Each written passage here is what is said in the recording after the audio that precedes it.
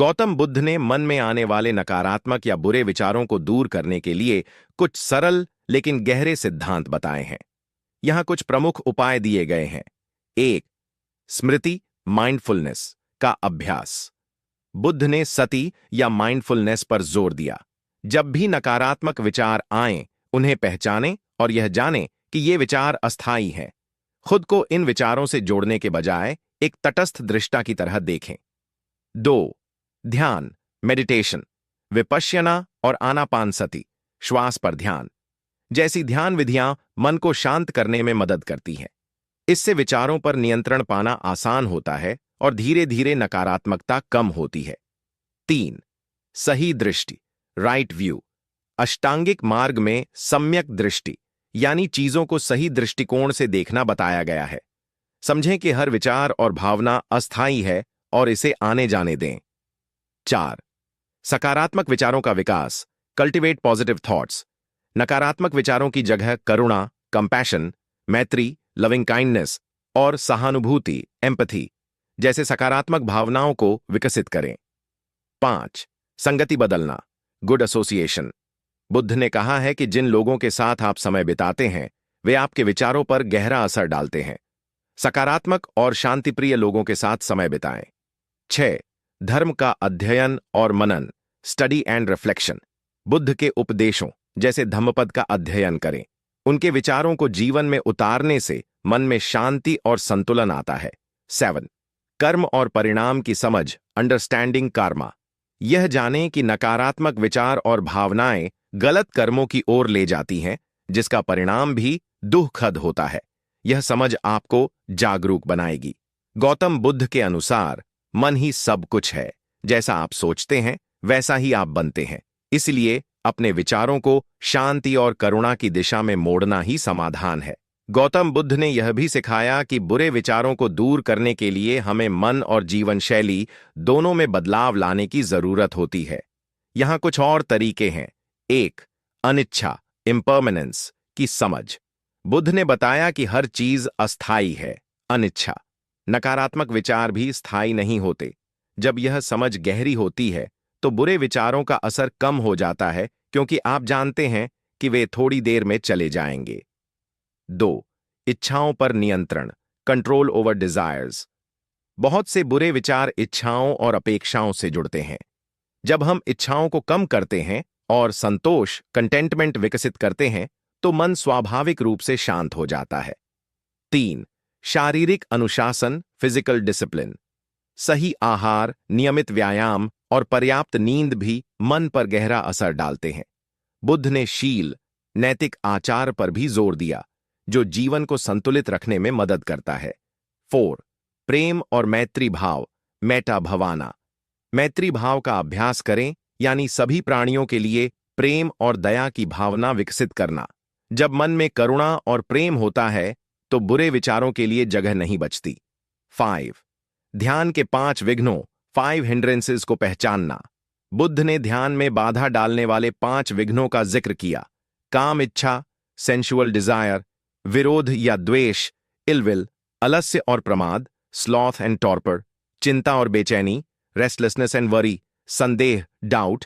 इन विघ्नों को पहचानकर और उन पर काम करके मन को शुद्ध किया जा सकता है। 6. सम्यक प्रयास राइट एफर्ट।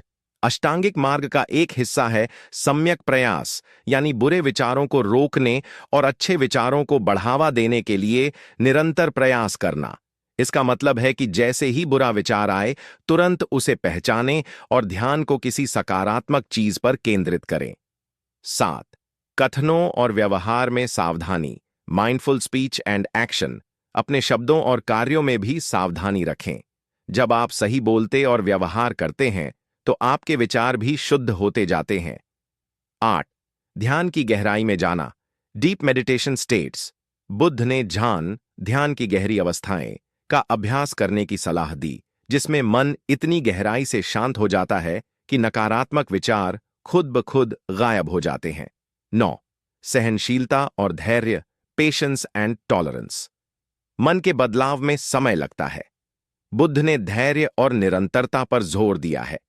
छोटे छोटे कदमों से बड़ा परिवर्तन आता है। इन सब उपायों के जरिए आप धीरे धीरे अपने मन को शुद्ध कर सकते हैं और बुरे विचारों से मुक्ति पा सकते हैं। बुद्ध का मार्ग आत्म अनुशासन और करुणा का है, जो अंततः गहरी आंतरिक शांति तक ले जाता है। अगर आप और गहराई से जानना चाहते हैं, तो गौतम बुद्ध ने बुरे विचारों को दूर करने के लिए कुछ और भी प्रभावशाली उपाय बताए हैं, जो जीवन के हर पहलू को छूते हैं। 1. विचारों का निरीक्षण और विश्लेषण, observation and analysis of thoughts. जब कोई बुरा विचार आता है, तो उसे दबाने या अनदेखा करने के बजाय उसे ध्यान से देखें। यह विचार क्यों आया? जरेनिया, इसका स्रोत क्या है? इस तरह का निरीक्षण करने से धीरे धीरे उनकी शक्ति कम होने लगती है। 2.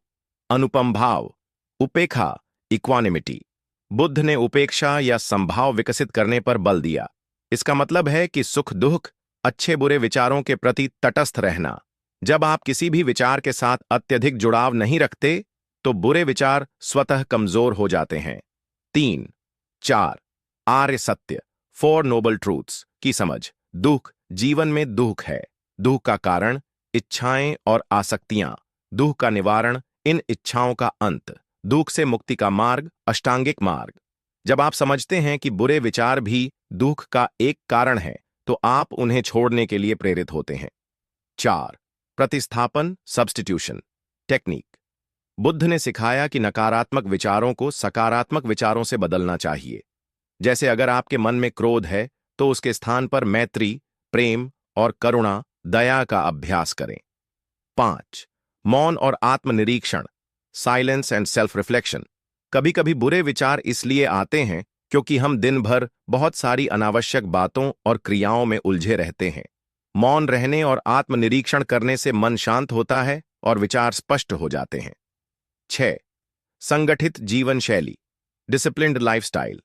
बुद्ध ने जीवन में अनुशासन, शील को अत्यधिक महत्व दिया। जब दिनचर्या संतुलित होती है, समय पर सोना, जागना, खाना, ध्यान करना, तो मन में स्थिरता आती है और बुरे विचार स्वतः कम हो जाते हैं। 7वां 5 प्रीसेप्ट, 5 प्रीसेप्ट्स का पालन।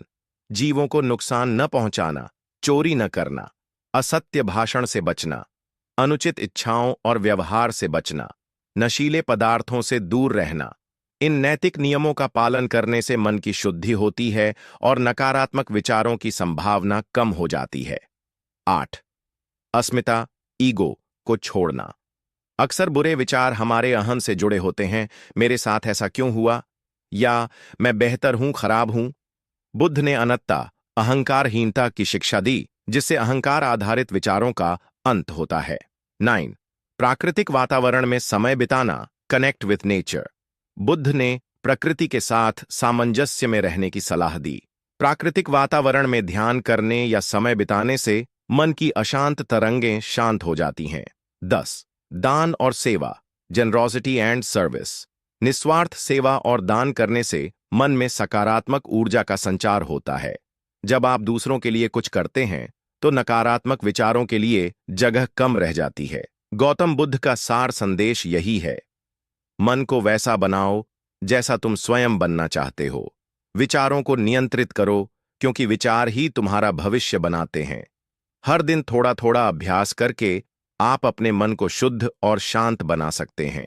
अगर आप और गहरे स्तर पर समझना चाहते हैं कि गौतम बुद्ध ने बुरे विचारों को कैसे नियंत्रित करने या दूर करने की सलाह दी, तो आइए उनके कुछ और महत्वपूर्ण शिक्षाओं पर ध्यान दें। 1. प्रतीक्षा और धैर्य, पॉज एंड पेशेंस। बुद्ध ने सिखाया कि जब कोई बुरा विचार आता है, तो तुरंत प्रतिक्रिया देने के बजाय थोड़ी देर रुकें। विचार को आने दें, लेकिन उस पर कोई प्रतिक्रिया न दें। यह अंतराल, गैप, आपको विचार के प्रभाव से बचाता है और आपको स्थिति को बेहतर समझने का मौका देता है। 2. अभ्यास का चक्र, साइकिल ऑफ प्रैक्टिस।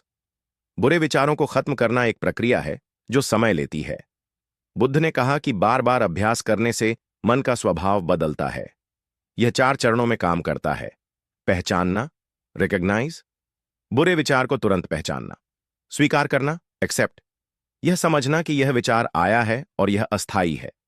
छोड़ना, लेट गो, विचार को बिना प्रतिक्रिया दिए जाने देना। वापस लाना, रिफोकस, मन को सकारात्मक विचारों या ध्यान में वापस लाना। तीसरे, कर्तव्य पर ध्यान केंद्रित करना, फोकस ऑन ड्यूटी।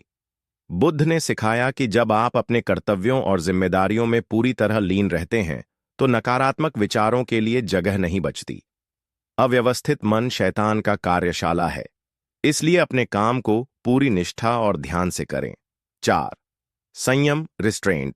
बुद्ध ने इंद्रिय संयम की बात कही है। हमारी आंखें, कान, नाक, जीभ, त्वचा और मन बाहरी दुनिया के संपर्क में आते हैं और विचार उत्पन्न होते हैं।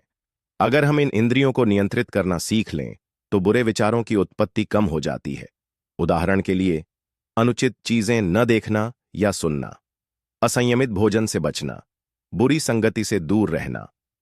5, स्मृति विपरीत अभ्यास, काउंटर थिंकिंग टेक्निक।